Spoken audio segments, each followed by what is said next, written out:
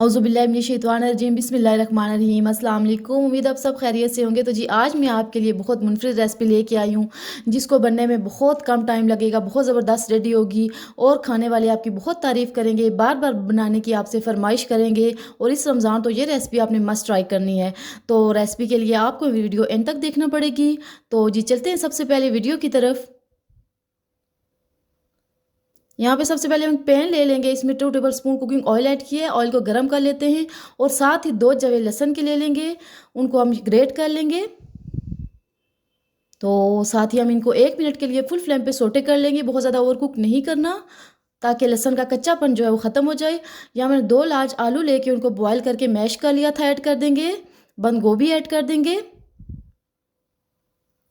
बारीक कटी हुई गाजर ऐड करेंगे, बारीक कटी हुई शिमला मिर्च ऐड करेंगे।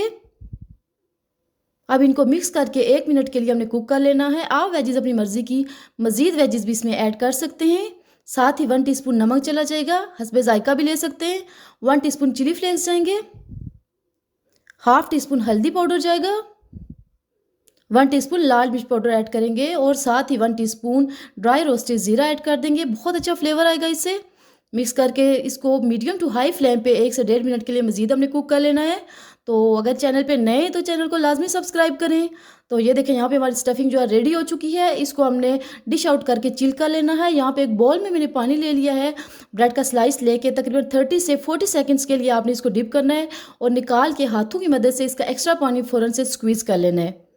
तो ये देखें यहाँ पे मैं ब्रेड का पानी स्क्वीज़ कर रही हूँ। अगर एजेस आपको पसंद नहीं है तो आप यहाँ पे इसके एजेस रिमूव भी कर सकते हैं। तो साथ ही जो मैंने स्टफिंग रेडी की थी वो ले लेंगे। स्टफिंग यहाँ से लेके ऐसे ही हमने ओवल शेप दे लेनी है इसको। तो हाथ की मदद से ऐसे ओवल शेप में इसको बना लेना है। अगर मेरे चैनल पे नए हैं तो चैनल को लाजमी सब्सक्राइब करें, वीडियो को लाइक करें, शेयर करें। तो ये देखें जो स्टफिंग से मैंने रेडी किए है वो इसमें ब्रेड के स्लाइस में रख के हमने चारों साइडों से इसको अच्छे से फोल्ड कर लेना है। अगर जो आपका स्लाइस टूट जाता है तो इससे कोई मसला नहीं है, आप हाथों की मदद से प्रेस करके अच्छी सी शेप दे लें। आराम से आपने ऐसा स्नैक की शक्ल दे लेनी है। तो ये देखें यहाँ पे एक स्नैक्स जो है वो रेडी हो चुका है। बाकी सारे भी रोल आपने ऐसे रेडी कर लेने हैं। बहुत कलरफुल, बहुत टेम्पटिंग और बहुत ही ज़बरदस्त रेसिपी है। ऑयल गरम करके अब इनको हमने फ्राई कर लेना है। मीडियम टू हाई फ्लेम पे हमने इनको फ्राई करना है ताकि ये अच्छे से इनका गोल्डन कलर आ जाए। इस बार अफ्तार के टाइम पे आपने ये रेसिपी ज़रूर बनानी है।